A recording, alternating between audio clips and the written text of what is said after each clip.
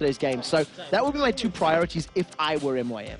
Yeah, I think you could be right with that one. As you said, 100% record with that Lee Sin for Hercubot champion, which back in the day we used to see him playing a lot, but no, not really brought it out until these last few games where he's done really well. Up till now, Kassadin, Ari, Fizz taken out there by SK Gaming. That's heavy to Charu. That's 3 for 3 as far as Fizz is concerned. So we've seen Charu been target banned Fizz in all of the games that MYM's played, and it's not the only players. We've actually seen, I think, 5 bans on Fizz this weekend already, which is a trend that is very telling of what the solo queue practice was in these last 2 weeks. Everybody was playing and spamming Fizz, and some very quick lock-ins here from the teams. Yeah, going to have Zed in there straight away. They left Elise open, which Kubon says, thank you very much, I'll take that one. He's most played champion so far in this summer split, and he's had some brilliant performances on it as well. So I really like Kubon's Elise. I think he's very powerful on the champion, and he's had some very good games. But unfortunately, when he tends to have a good game in Elise, the rest of MYM don't tend to back it up, unfortunately. And it was a similar situation yesterday against Gambit. He had a pretty good 1v1 against Darien, even after being ganked. And unfortunately, the rest of the team just fell to pieces around them. Yeah. What we do see from SK with the Zed being locked in, and that was an insta-lock Zed, I should point out. That's going to be Ocelot on Zed. I like Ocelot Zed for the most part. He's had a few games that are questionable, but in general, he does tend to perform well. And it's a very different champion to yesterday. Yesterday's Karthus was very passive, wait for the team, very much team fight oriented with the likes of a Zyra support, and now they've changed that up a little. Well, we saw Twitch locked in there as well for Makler here over with Meet Your Makers, and SK, for me, the way that they're locking in right now, they have a plan that has just fallen into place. I mean, Zed was in slot, Zyra, Zach, all 3, 5 seconds it's taken to lock in those 3 picks. And more importantly than just the insta-lock, they're getting exactly what they wanted. There was no hesitation, there was no question, it was no, oh, we got to work around this. I think SK were very well prepared for this game, and I don't want to say they predicted MYM, but they were pretty well informed of what MYM were going to be going for. And right now, this is just AoE City. You know, Zed's going to be throwing himself in there. His death mark is, you know, single target, but his Shadow Slash and his E, it's AoE, his Q's AoE, Zyra's AoE, Zach's AoE. If they land them all on top of each other, it's scary. Maybe, and I'm going to go out on a limb here, maybe that's a Zach jungle and a Rumble top lane for SK. We'll have to see if they agree. Maybe not. We'll see. Well, I think he could be on the right track with that one. I mean, Misfortune, we saw yesterday the bullet times coming out of Genja when he played. It was absolutely devastated. Whether they go for that or not, we'll see. Lee Sin currently being held over, and well, it's not really a surprise, is it? 100% win record is not something to sniff at. That's going to be locked in there. Candy Panda actually switched out and went for that Vayne, which, funnily enough, has been banned out against him in the last few games. So the reason I like the transition, actually, because of the amount of mobility that's coming up from Elise and from Nocturne, who can just jump up over the bullet time, dive onto him, it made getting a full channel on bullet time very scary. In addition to the Dark Wind from Fiddle, in a big team fight that's not in a lane, it's just going to bounce and cancel the ultimate. And because Elise and Nocturne are going to be duelists, Vayne will have a much better time dealing with whoever jumps on them, as long as they come in single target. So I really like the swap over there for Candy Panda. Well, let's see what MYM going to complement the team here. Something for Charu. Lissandra, a champion that he's no stranger to. Actually, we did see him playing it yesterday as well, so we'll see how he actually brings this one to the table. I mean, the thing is, Meet Your Makers have so much potential, and we've seen that. We saw that at the start of the season where they went 4-1 in the first Super Week, but it slipped away from them, and I wonder how they're going to react today, because they've literally got zero pressure on them anymore. This is basically practice now for them. The thing that I like about the MYM composition and the possibility of that practice mode, no pressure type of gameplay is it's very, very, very aggressive champions. Every single one of the MYM champions says, I want to be in your face, I want to be diving at you, I want to be fighting all the time. And I mean, Fiddlesticks has got his Crowstorm Blink, you've got the Claw of Doom from Lissandra, you've got Paranoia, you've got Repel. Everybody's going to be jumping at you. What that means for SK is there's a lot of pressure on Nif now. He needs to lock them down those grass fingers, put good Stranglethorns down zone control to protect against the MYM coming at them. And if he's not in his game, that's going to be a scary team fight for SK to deal with. One thing we have to say in regards to that, though, is that Nif, even when SK have lost, has been a very much on-form member of this SK lineup throughout this entire split. Throughout the entire year, I think we can say, as well as spring split as well. He was... his crescendos, of course, come to mind with the spring split. But this time around, he's done some great work. There's no doubt about that one, but you're right. if he misses just one grasping roots in one fight, that could actually change the game around. So I'm going to be getting in here shortly. As we said, Meteor Makers, they've got that 8th position. They can't get any higher up the table now. So this is going to be pressure off their shoulders, have a little bit of fun, and as we said, maybe try and upset the apple cart for a few of the other teams. Yeah, now that it becomes a weird place for MYM, because if they're really determined to break one team's heart, they can really do that because of how close this table is right now. There's still a couple of games left for them to play. The one thing that's going to be very key to look for in this matchup is how well Libic interacts with Nif. Libic, probably the most prolific Zyra player in EU, probably played him more than anybody else that I can think of, and now all of a sudden Nif has been spamming Zyra in all of these LCS games. So Libic's going to be well aware of the nuances and the power that a Zyra can offer, and we'll see whether or not he can interact with Nif in such a way to make his life more difficult. Yeah, I mean, Libic's up in double figures for the amount of times that he's played Zyra, so, and I'm pretty sure there's no one in the EU LCS that's quite at that level now. So, let's have a look at level 1 here. I mean, you've got the likes of Nif, obviously, who can go in there for that grasping route. On the other side, not masses of CC for Meteor Makers, but there is still a little bit there in terms of the cocoon and what have you. MYM are going to do their sort of customary invade. They do tend to stay stacked up in a lot of their games, moving into their opponent's jungle, getting some deep wards. And ironically, it's something SK like to do on the blue buff as well. We've seen throughout the summer split, the sort of SK 1 minute 20 or so invade onto blue, get the ward down. It's something that we see all the time. Yesterday, it was just a trade. There was no level 1 action, bar for trading buffs. And we may have a similar start here. So, Meteor Makers wait down there. There's a few pings going down. In fact, pings right on top of SK's ward. So Meteor Makers here know exactly what's going on. They know where SK's vision is. And they might not know it themselves, but they've got both Nif's wards spotted out. Nif starts to walk in there. Actually spotted Libic coming through. They're going to have vision now thanks to that ward put down in the brush. So they know that Meteor Makers are going to be hanging around here somewhere.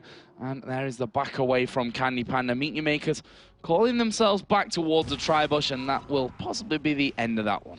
They did manage to get the vision down, so that's a very important thing to note in this particular setup, allowing themselves to be well aware of when Hercubot's going to be moving around the jungle. The thing that's key here is Hercubot's gone for a Doran's Blade start, so his sustain in the jungle is a lot more risky than it would be with the machete in 5 pots. So we'll see how effectively and efficiently he can stay in those jungle camps. Well, he's going to have a big chunk of help here from both Zyra and Vayne. Elise did start to come down. Makata did go in there and steal that red buff away, so it's highly likely that we're going to see a simple trade-off for the buffs here as Hercubot takes the red from the top side, going to head straight to his blue. Yeah, it's pretty much the standard that we see from junglers nowadays. Even with the 3.10 changes to the jungle camps coming up at 2.5 and discouraging some of the invades, it's just traditional. You get the vision down. You're not going to mess up your lanes by moving your duos or your solos in place. Candy Panda is going to dive onto Cubon. He's taking a lot of damage. Yeah, already having to back away from this one. SK want to put the pressure on in this 2v1 lane.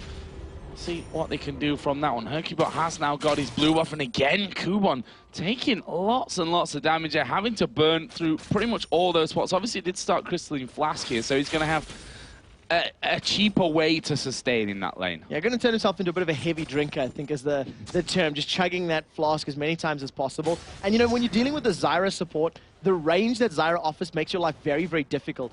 Luckily for Cubon, when the minions do get to his tower, he can switch to that spider form, pop on that skittering frenzy and get a little bit of sustain back. But it's very risky because it's going to push the wave back even quicker. So Cubon's going to be careful with how he manages the use of that ability. Well, right now, both 2v1 lanes are having a little bit of trouble for the solo lanes, of course. As, again, Nif just having full brush control there. We'll just throw out those grasping roots wherever he can, try and lock him up, see what they can do from there. This mid lane, no real surprises. Charu having the CS lead up until now, but Ocelot quite happy now as everything comes back onto his turret. He'll be getting a bit more farm back. So the one thing that I do want to keep my eyes open is the junglers in this next sort of minute or so. In the few games that we had the slightly extended laning phases like this, we had the sort of 4 minute 20 to 4 minute 30 3v1 tower dives in a couple of the games. And you can notice that with the stronger towers, we're not seeing as much pressure on last hitting the tower. So it's just extending this laning phase a little bit. Makata is doing the best he can to at least dissuade Candy Panda and Nif but he's kind of half in, half out. He hasn't committed to either. Yeah, they actually having that ward in there as we're going to see flashes coming down. And, well, that was a little bit miscalculated on the MYM side of things. Kubon flashing, igniting in there. Nif did just flash away from that one. And now Hercubot here coming in on towards Nocturne. He's going to get feared away, but the Q will land and he's going to try and push through. Can he actually get in there for the buff? There is Nif over the wall, not quite able to get the damage in. But RSK going to push through. The minions aren't coming, and this three-man team may just go for the dive. There is Candy Panda. First blood actually coming down to Nif there, and now Kubon is burning away underneath the turret. Grasping Roots not quite landing. He's so very low, but SK struggling to get in. But here comes Ocelot. Recall already put down by Kubon. Q's going to come out, and that will secure the kill for Hercubot. And again, perfect execution, just like yesterday. 2-0 start.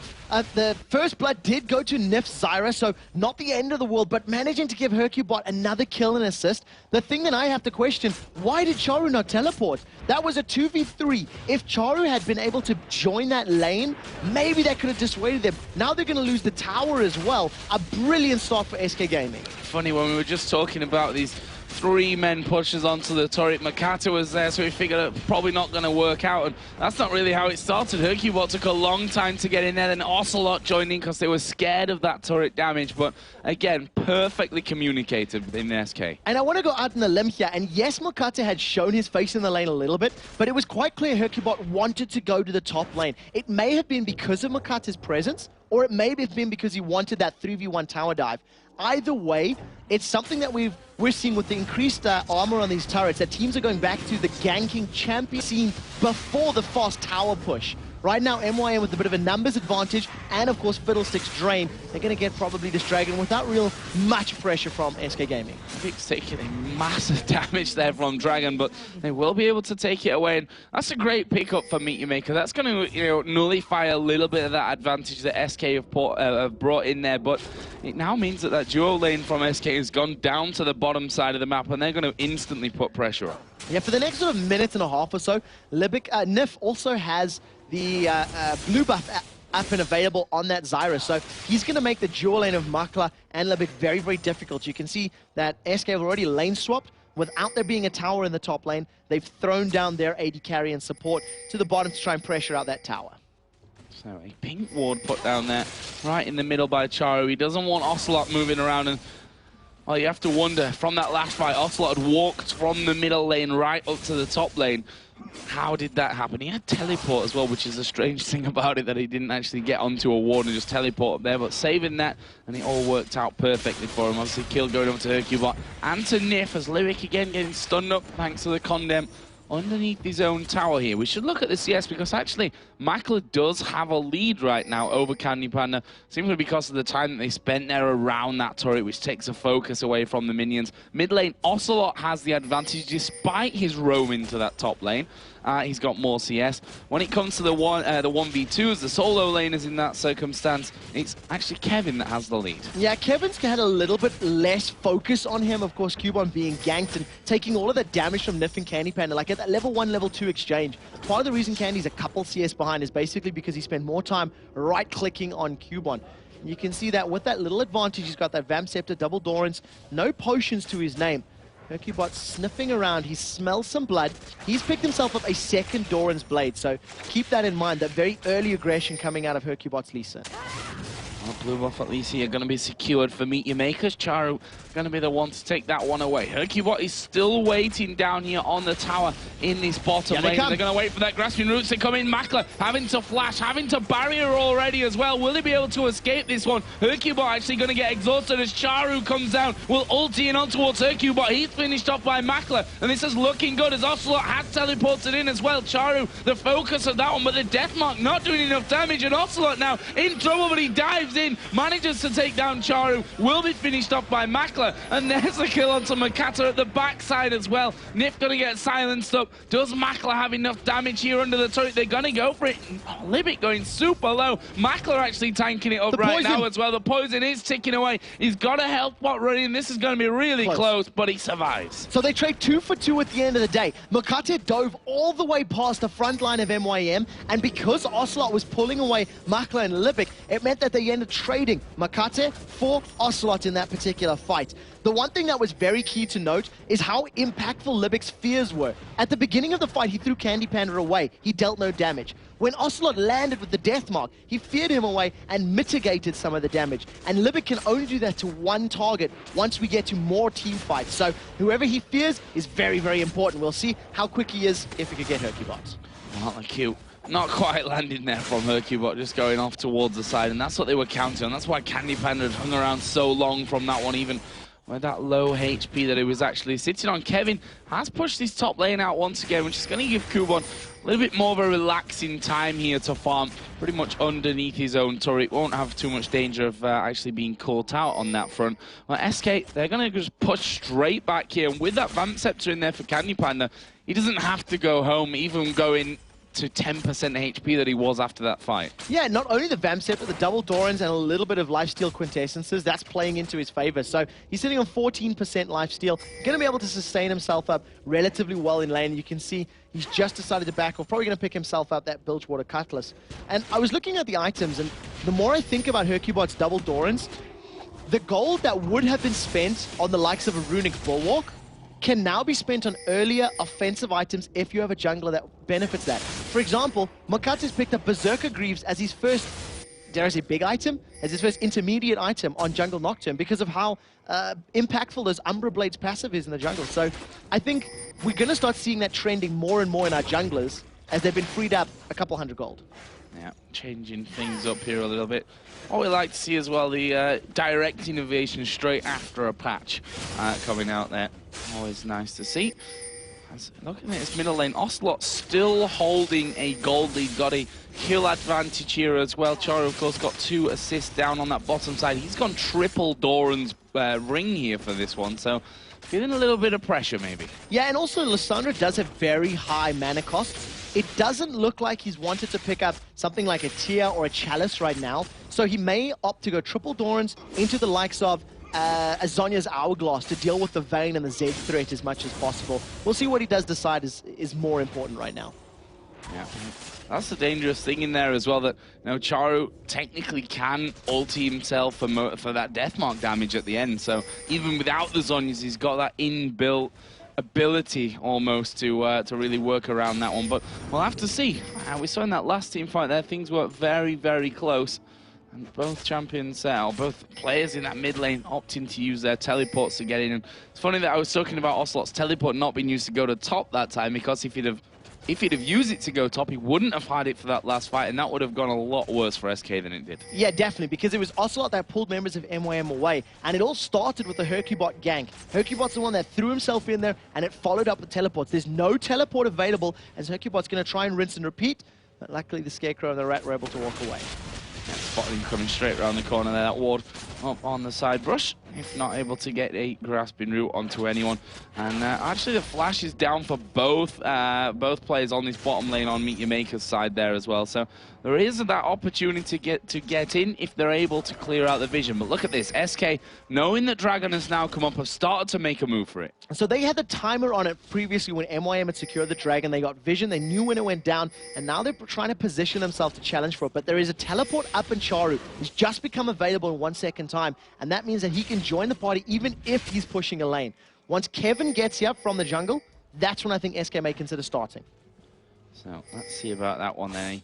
A few pink walls put down there. Ocelot just clearing out the vision wherever he can. Pretty much 10 men down on this bottom side now. This Dragon going to be a big point of contention for both of these teams. But right now, Ocelot, along with Kevin, are up in that middle lane. Charo going to get his blue buff now. And they want to try and push this wave out so that they can keep Meet Your Makers occupied long enough in that mid lane for them to start off doing Dragon. So this benefits SK Gaming because they have 2 lanes that they can push for towers. And they know they've got vision control thanks to that pink ward. So Hercubot, with that little Emblem of Valor, as well as double Dorans, he's actually trying to solo off Dragon. You'll see a couple members of SK peeling away from the lanes and trying to help him out. The question is, can MYM react quickly enough? Because they're going to be feeling something up. Yeah, they must be wondering right now where this is actually going. Dragon's going very, very low here, smited away by Hercubot. But are SK going to be able to escape? It is a Lee Sin after all. Sniff going to get feared up here. He's inside of the ultimate. There's the exhaust on towards Candy Panda. Stranglethorn's keeping him alive, and Libic's going to go down there to Candy Panda. But look at the damage out of Kubon. He's going to repel up. There is Ocelot now joining the fight as well. Deathmark is on Makler. He's going to get popped as they focus around on towards Kubon. Kevin will pick that one up. And in the end, a 3 for 2, but it might not be over just now. The slow out of Charo pretty much says differently and stops SK chasing. So 3 for 2. At the end of the day, SK picked up the Dragon, and they have the ability to push down towers. If they can get a tower, significant win for SK. The one thing that is very scary to note is during the course of that fight, Mokate and Charu made it all the way through everything to catch Candy Panda and focused him down so quickly. That is not a safe vein, and will not be a safe vein for quite a while until he picks up the likes of a GA or some sort of defensive item. Yeah, that's the problem. They've not got the strongest of teams to really protect him in there. Of course, you've got Hercubot who can kick away, but the others are going to be Kevin and Nif CC, basically, is what they've got to land in for that one. And Ocelot just putting out pure damage to stop anyone getting into that backline.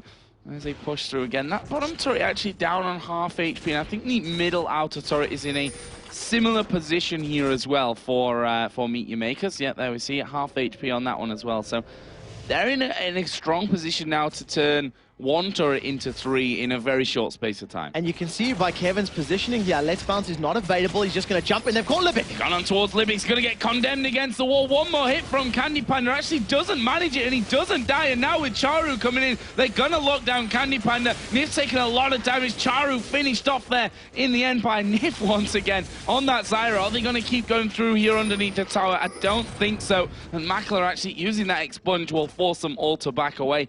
A 1-for-1 again. Insta teleports from both of the mid laners, and Charu unfortunately just got there and it's surrounded by members of SK while Libic was forced back. So they end up, trading again, but it's trades that are in favor of SK Gaming. With the exception of Kubon getting some time to farm up the top lane and now put a little bit of damage down, everything's really been going in favor of SK Gaming, albeit they are losing kills while doing so. Yeah, losing a few in there, but gold is in their favor, and we'll see how that continues to go. And as I'm talking about that, Meet Your Makers picking up their first turret of the game. That will, of course, claw them back a little bit into this one. Less than 2,000 gold is the lead that SK are currently holding, so there's definitely room for that to be changing here pretty quickly. Yeah, at this point in time, with the Dragon down and the fact that SK need to commit more than just 2 or 3 people to a tower to take it down, I think we may see a slowdown in the game for the next couple of minutes until maybe the next Dragon is getting close to spawning. Basically, unless SK groups up as a 4 or 5 man team to force a tower down, MYM should be able to clear the waves. They've got decent wave clear, and they should be able to defend these middle and bottom lane towers. I see already that Lockett is in position now for Hercubot. He's managed to get himself that finish. Spirit Visage as well for Kevin. On the other side, for Kubon's Elise Giant's Belt and the Chain Vest going in there, so looking like he's going to play that tankier Elise build from this. Yeah, it's definitely starting off that way as Paranoia gets thrown down in the mid lane. They've caught Ocelot. Yeah, they've caught Ocelot completely with this one. He's put the death mark on Charu, but that's probably not going to get him away from this, or will it? Hercubot actually coming in from this. Ocelot going to go away. There is the kick on towards Makata, and now Niffa's joining in the party as well. Hercubot gets locked up by Charu, but that's maybe going to cause Charu's death. The claw comes out. He will escape for now, but Kevin is chasing. That ignite is a sure kill, and a red buff given over. Now Hercubot walks into the middle of the pack. Makler coming in with a pray and spray, doing tons of damage, but the poison is not going to be enough to take him down to death. Hercubot landed every single sonic wave that he fired out during the course of that chase, managed to peel absolutely everybody off MYM, and he did use his Dragon Rage kick later in the fight, but at the end of the day, Ocelot gets away cleanly, he gets away safely, and SK pick up yet another kill. Yeah, really well done there. I mean, Zed's a hard one to lock down anyway, but I thought they'd managed to lock him in there from that. Really well done to get away. Help of Hercubot certainly coming in handy. And that, all of a sudden, puts the gold back towards 3,000 here in favor of SK Gaming. If you look at the kills as well, distributed evenly across the board. You might say unevenly if you look at Nif's score. Those 2 maybe better on Candy Panda or really anywhere else on the team, but that's giving him a gold advantage as well of 1,100 gold, and that's going to work out in SK's favor overall. The thing that I'm very interested to see how Nif itemizes, he's got his Philo Stone, he's got his Ruby Sightstone, there's already a Locket of the Iron Solari on the team, so Do they want to go for a second shield to try and, 1.5 times shield the burst from Lissandra, the burst from Crowstorm and Spray and Pray? Or does he maybe want to itemize for some damage? Because yes, Zach will offer some ability power damage, but there's not a lot of magic damage coming from the side of SK. As you can see, Kevin doing the best he can to defend this tower and doing a pretty good job of it.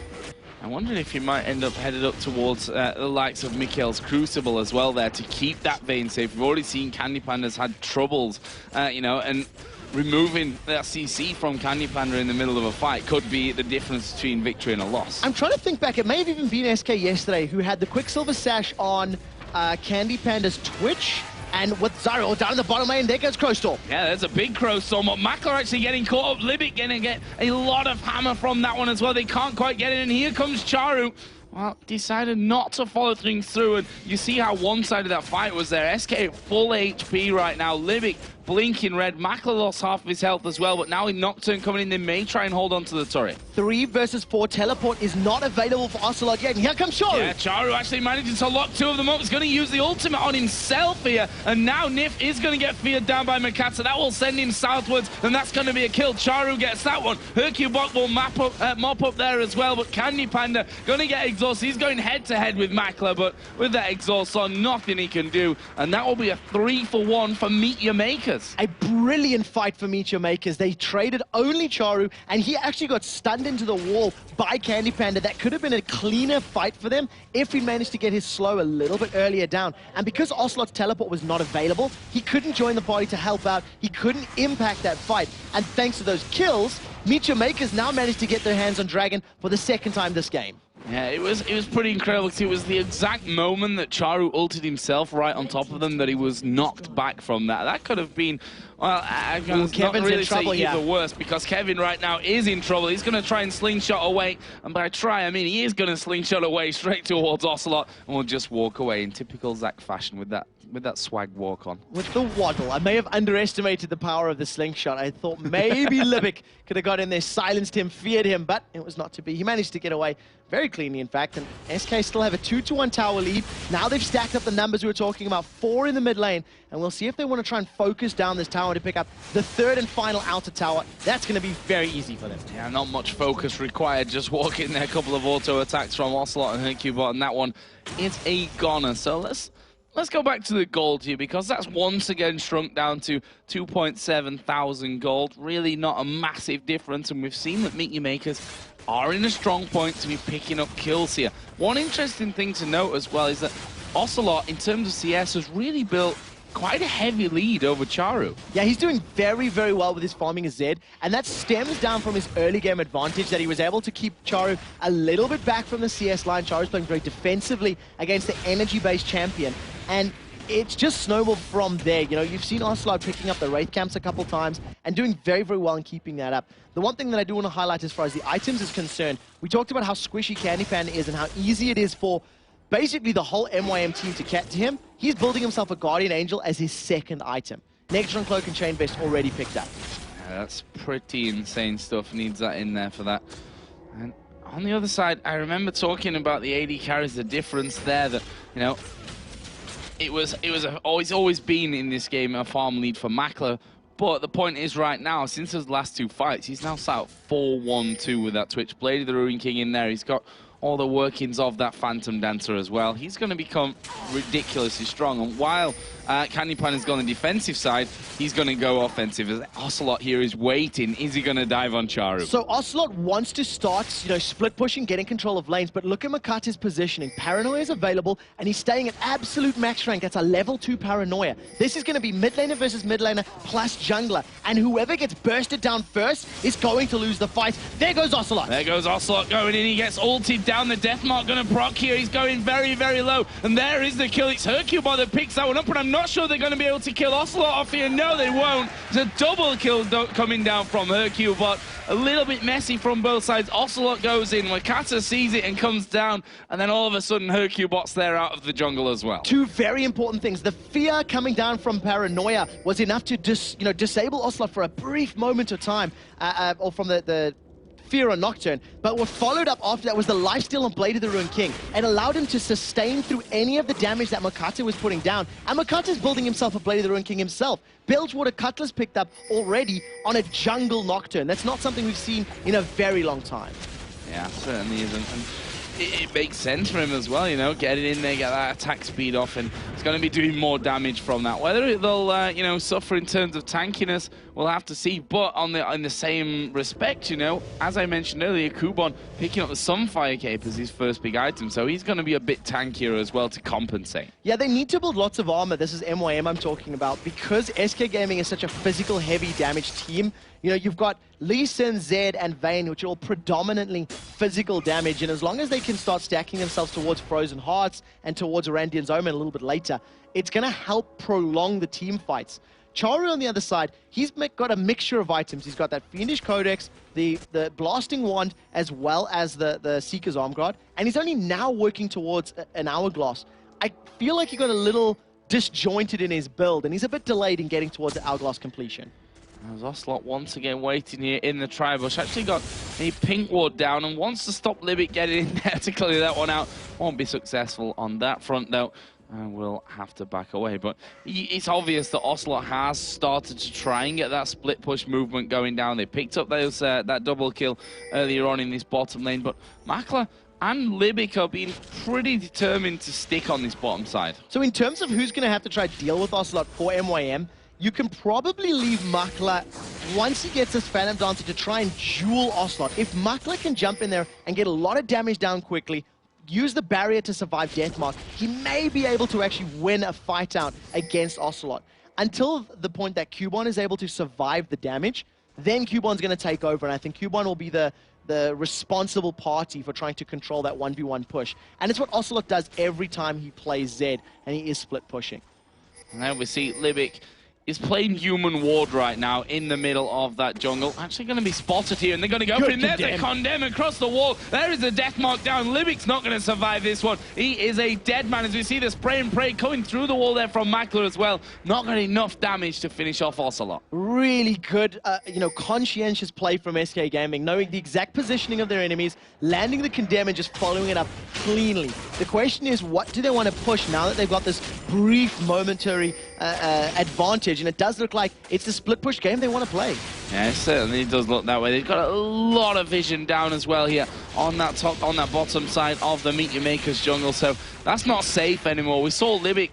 He had an Oracle on and he was just stood there in that brush, and they can't really do a lot more than that right now because they're going to get cleared out pretty quickly. Is Makler going to come in here towards Ocelot, but Herculebot was waiting there off to the side and he's forced a very early barrier there out Charu of the rack. teleported down though. He did come in there. There's the ultimate. There comes Mokata as well, and that's going to be a kill picked up for Makler. Will he be able to finish off here and get towards Herculebot? No, they're going to back away because SK are closing in from the side. There's a grasping root. Stranglethorn's going to come down. That's dodged by the Zhonya's and a flash away there by Charu. And where's the focus? It's all a bit disjointed here from SK Gaming. Another slingshot going to be cancelled there actually by SK, by Kevin, and SK decide not to go through. Kevin held onto his ultimate during the course of that fight, so that big disruption was not available for them, and it may have been because they want Dragon. They want to be able to contest this one or pick it up themselves. Sonic Wave goes a little wide and flies just to the side of Libic, but this is going to be a 4 versus 4 until Mokata can get here.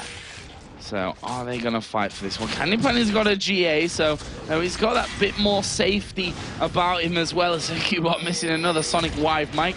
And now they're going to push in. Kevin actually going in for this one. Repel comes down. Kubon actually going down to the bottom side of things. He's going to get chased down. Ocelot and Candypan are actually getting the final blows on that one to pick up a nice kill. They waited long enough for the team to get back in there, and now they're going to turn for Dragon. And that was all thanks to Ocelot using his teleport. He respawned in time, joined from the back, and was able to force away Meet Your Makers. Another Dragon secured for SK Gaming and extend their gold lead to 5,000. And the question is now for SK, at what point do they start pushing the inner towers? They've been trying the split push for a while, for about 5 or 6 minutes as they jumped on Mokata. Yeah, he's kind of caught out right now. The Deathmark going to go down. Q lands from Herculebot. You're not escaping that combo, champions. That'll be another kill. Meanwhile, Charu here caught down the bottom. He gets denied from moving out to the claw. Nick picked himself up another one. He's now 3-2-8. Very good play from Candy Panda, following the claw of doom until its destination and waiting there, saying, well, you either sit there and deal with Zach, or you come here and deal with me.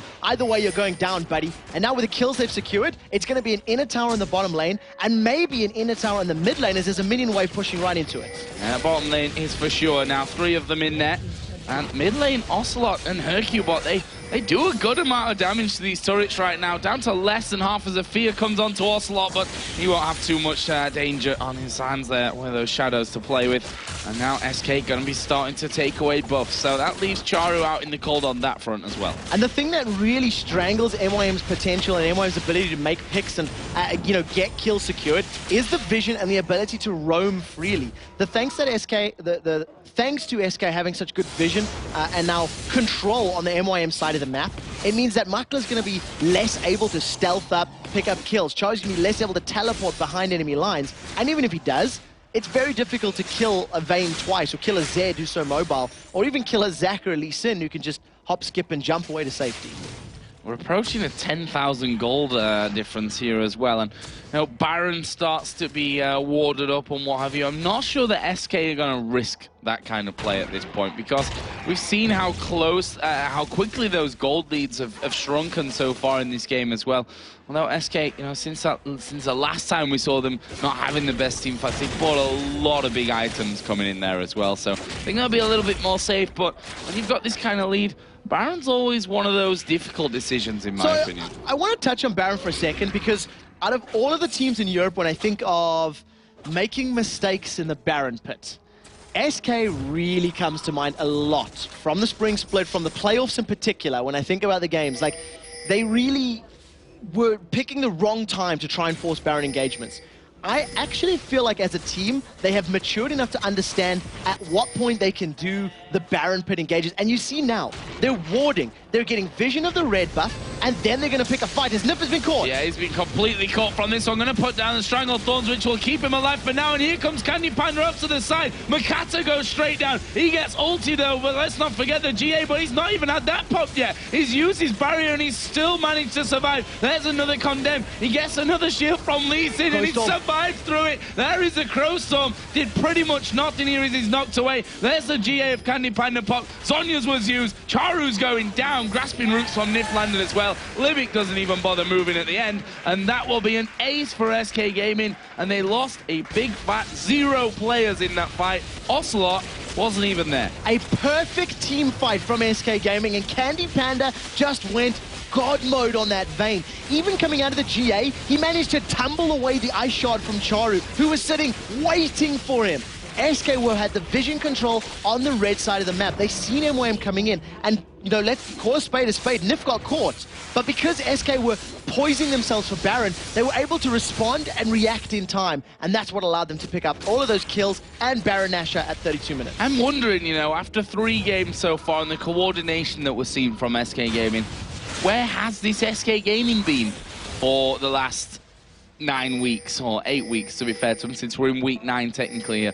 They look so very good right now. We've just seen masses of money being spent. There's a GA on Ocelot, Phantom Dancer in there for Candy Panda, Randuin's Omen added in for Hercubot. It just took a massive dive when it comes to the chances for Meet You Makers. Yeah, having this very big gold lead, and more important, the very big item lead, gives you that air of safety, that cushion that you can fall back on. Even if you get caught, even if you pick a bad fight, because you're statistically so far ahead, you have more resistances, you have more HP, and you have more damage, so it's more likely for you to win these team fights. And it's just a matter of time before SK groups up and pushes towers. Charu wants to pick a fight, and I'm not sure this is the smartest decision. Yeah, who are you going to go for, though? Hercubot is not massively tanky, but he's certainly got enough resistances on him right now to be surviving through that burst that Charu can put down onto him, I think. But we'll have to see about this, because SK are moving up through that middle lane. We'll see if they can get onto that inhib turret. The the Ocelot in particular, had already got down to half. Well, don't forget, with all the items that Hercubot has actually stacked up, there's a lot of HP built up now. MYM jump in, and Charu's basically dead before the fight started. Yeah, Charu having to use the ult on himself. Sonya's is going to be used. There's Randuin's omen pop. Charu's a dead man in here from this one, and this is just going to clean up now from SK Gaming. Repel comes out. That will keep Kubon alive for a little while, but you see Candy Panda just thrashing straight through there, managing to pick up the quadra kill in the end, plus the turret as well. And that all started from Charu actually throwing himself forward. He threw out the Claw of Doom, was waiting for it to follow up, and Kevin just stood there in his face, spamming his percentage HP damage, dropped his HP so low, and Charu became a non-factor in that team fight. SK pick up 2 back-to-back aces in 2 minutes and finish the game. They're 3-0 on the weekend. 3-0. SK Gaming, they had a job to do coming into this weekend, and so far, so good. 3 out of 3. They need that 4-1, but at this stage, I'm wondering who's going to be able to stop them, because they have looked like a completely different team to some of the SK teams that we've seen turn up throughout this split, I have to say. I have no idea what they've done in these last 2 weeks, but I sincerely hope that they, whatever magic recipe or magic elixir that they found to perform this well, they keep drinking it, because these games have been superb. Kevin went 3-0-11. He did not die in that game. And Candy Panda was allowed Vayne 9-3-9. Terrifying, terrifying performance. Yeah, and Kevin, when we're on that topic, he's always Mr. Consistent, isn't he? He's such a steady Eddie in that top lane. He's always performing well. I don't remember the last time when I thought, oh, Kevin, that was a little bit rough. But now the entire team again, another Lee Sin pick coming out of Hercubot, 7-2-14. Still 100% record, 5 wins out of 5 with him now.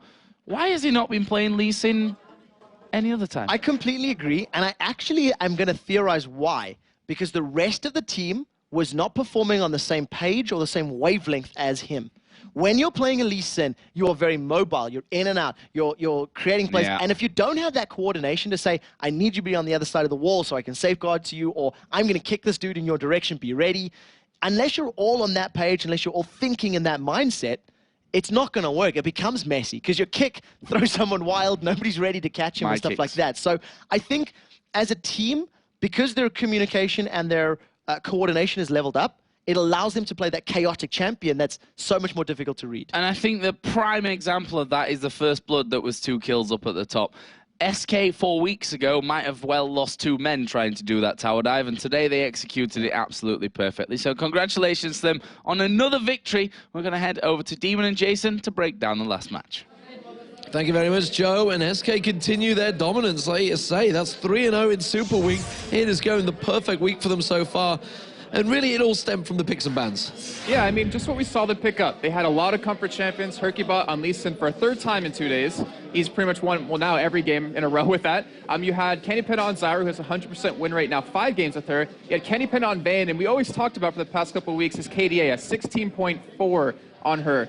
You let him have a champion like that again, even with the change to her ultimate cooldown, still does work against you. And we talked about Nif on Zyro. He's not lost yet. No.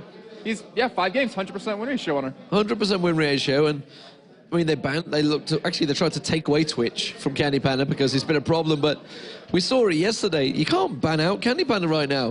He played fantastic on Twitch, fantastic on Ashe, fantastic on Vayne. I mean, where do you go with him? You don't. You just let him have his champion, I guess. Maybe take away what you don't want to play against, let him have something else like maybe Ashe, and then kind of just outplay him a little bit. But, you know, SK, with the way they've been playing these past couple of days, with the aggression they've been putting, they did something very similar as we're talking about against Ultra yesterday, where they ganked the top lane together. This time it was actually a 4-man gank. They took 2 kills, took the turret, and then it seemed like the entirety of SK was like, all right, let's just sit bottom. Let's just gank bottom over and over and over, gain control of that dragon, which we kept talking about yesterday, how important that is to do, and then just pick up all the kills there. And of course, another quadra kill coming out, this time Candy Panda. So where do we see SK? Do we see them going for the perfect week? They've seemed to be really reacting when the pressure's on them. That's what I was saying, actually, I think yesterday, is that the newer teams coming in, can they handle the pressure of the wins they have to get? Not just the pressure of the week, but considering playoffs are coming up, World Finals are coming up. SK, I mean, they've proven in the past that they can handle the pressure. Going 3-0 has got to give them a nice start. We always talk about being a momentum team. I think they could do 5-0. Well, we'll see if they do, of course. We're going to get a word with one of the members of SK themselves. It is going to be Kevin. He's standing by with Shocks. Thanks very much, D-Man. Kevin, who played Zach this game, and a very good game for you guys once again. So coming into this one, you came off a 2-0 yesterday, and then MYM has nothing to lose here. Did you factor that in your preparation, that they might pull out something really crazy, for instance, or? So yeah, we did factor that. We talked around 40 minutes just about MYM, and we were talking about crazy stuff they could do, but at the end we kind of fixed that problem with banning these champions we don't like. So that was kind of it. And from their side, they banned out Shen, Thresh, and Ocelot's Karthus. So he played Karthus 2 times yesterday. What made you decide to go for a Zed, then an Assassin, and not an AP mid, for instance? And how did that work in your team? So right now we are kind of packed about Zed. We love Zed. So, but the main deal with it was that we banned the 3 champions that could kind of fight Zed. So yeah, and the picks he would do, like Lissandra, Orianna, and stuff like that, could be countered by Zed. So we just first picked it, and also is really comfortable right now on him. So we just picked it and played. Yeah, so as I said, MYM has nothing to lose. So coming into that game, early game was not the easiest, and they had a couple of really good fights as well. So how did you manage to take the upper hand? It was really early. The early stage was really hard when Nocturne was level 6 and Lissandra was roaming a bit, so the surprise engage was really high. But we managed it with kind of me farming, pure farming, and over-leveling Elise a lot, with, of course, being Vayne fed, and with the counter TP on Zed. So every time Lissandra did a move, we just countered it with our move, and that was kind of it. All right, so 3-0 right now in the weekend. So yesterday you went 2-0. How do you keep that momentum going when you're obviously on a high when you go 2-0? And is there someone that gives a speech or something, or do you just stay very calm going into the next days? Or? Yeah, so yesterday 2-0 was a great day for us. Today 1-0 right now. We hope for Gambit. We are ready for Gambit. We had great practice for that, and yeah, every one of us is pushing each other. We are kind of all like, oh, let's go today, win, win, win. Because we want to do the 5-0. We want to beat every team in a row. So from the last week, we would beat every game a different team. So we are really, yeah, just pushed. All right, well, thank you very much for this interview. 3-0 already for SK Gaming. We're going to see if they can go 5-0. Thank you very much, Kevin. Pass for us, we need a few minutes to